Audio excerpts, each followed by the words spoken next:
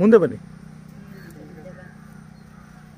ಇದು ಹಸು, ಇದು ಇದ್ರ ಅಮ್ಮ, ಇದು ಓರಿಯಿಂದ ಇದು ಹುಟ್ಟಿರೋದು. ತಿರ್ಗಾ ಫಲ ಆಗಿದೆ. ಹಾಂ ಹಾಂ ಹಾಂ, ಅದು ಫಲ ಆಗಿದೆಯಾ?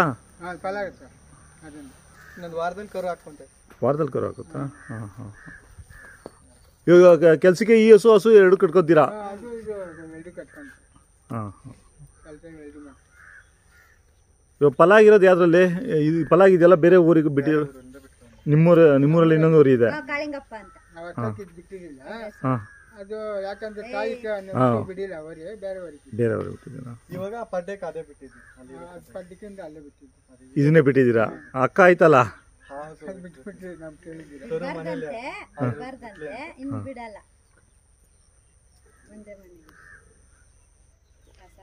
ಏನ್ ಬೆಳಿತೀರಾ? ರಾಗಿನಾ?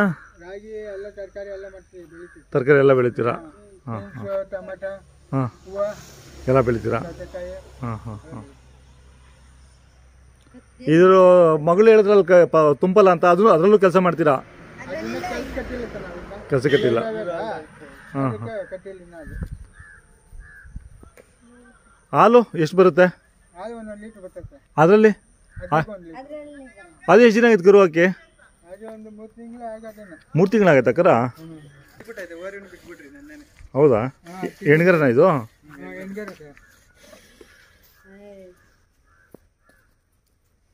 ಇದು ಬೇರೆ ಊರಿದೇನೆ ಇದು? ಬೇರೆ ಊರಿಗೆ ಕೊಟ್ಟಿದ್ದೆ ಈ ಹಸುನಾಗ. ಇವಾಗ ಇದ್ರ ಮಗನೇ ಅದು. ಅಲ್ಲ, ಶಂಕರ. ಶಂಕರ ಬೇರೆ. ನಾವು ಒಂದು 4 ತಿಂಗಳು, ಒಂದು 6 ತಿಂಗಳಿಗೆ ಬಿಡ್ತಾ ಇದ್ದೆ. ಹಾಂ ಹಾಂ. ಕರುವಿನಿಂದ ಸಾಕಿದ್ದೆ. ಹೌದು, ಹೌದಮ್ಮ. ಹಾಂ ಹಾಂ. ಇವತ್ತು ಯಾವುದು ಬಂದಿಲ್ಲ ಹಂಗಂದ್ರೆ ಹಸುಗಳು? ಇಲ್ಲ ಸರ್, ನೆನ್ನೆ ಬಂದಿದ್ವು. ಹಾಂ, ಬಂದರೆ ಇಷ್ಟೊಳಗೆ ಬಂದ್ಬಿಡುತ್ತೆ. ಬರ್ತಾ ಇರ್ತದೆ ಸಾಯಂಕಾಲ ಗಂಟೆ. ಹೌದಾ? ದನ ಕಮ್ಮಿ ಸರ್ ಈ ಕಡೆ. ಕಮ್ಮಿನಾ? ದನ ಕಮ್ಮಿ ಏರಿಯಾದಲ್ಲಿ ಬರ್ತಾ ಇರ್ತಾರೆ. ಕರ್ನಾಟಕದಾಗಿದ್ದಂಗ ಈ ಕಡೆ ಇಲ್ಲ. ಹೌದಾ? ಕರ್ನಾಟಕ ಜಾಸ್ತಿ ದನ, ನಾಟಿ ದನ ಕರ್ಕೊಂಡು.